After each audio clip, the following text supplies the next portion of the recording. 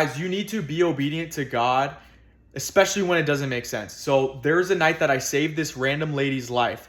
It was at 3 in the morning. I was in El Paso, Texas, and I was working and I was coding this fitness app that I was working on. I'm an entrepreneur, and I was building this app, and it was around 3 in the morning. And then God told me to leave.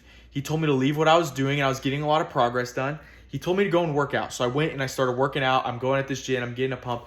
In the middle of my workout, as soon as the workout's starting to get good, he tells me to leave and to go to a gas station on the street, on a street called Festival. And on this street called Festival, there's one gas station that I know of, and I didn't even know the second one. I'm driving to the one that I know of, and he said, no, the next one. I'm like, what? I didn't even know.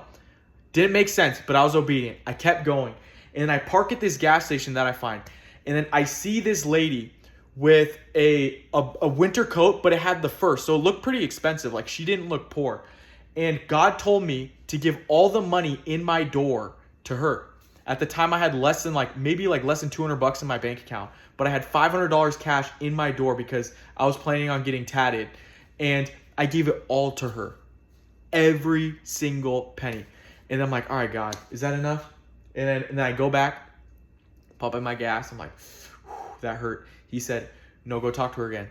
I go in there, and he said, buy her a drink. I was like, okay. I go in there, I buy her 2 waters, and she goes out, and then I'm going, and God keeps plucking my heart. He said, find her a place to stay tonight. I'm like, what? Place to stay tonight? And he said, oh yeah, and pump her gas. I'm like, what? God, why? Dude, I'm broke. I didn't know why. So I'm just going through all this, but then I'm just wrestling with it. Eventually I give in, right? I already went this far, might as well.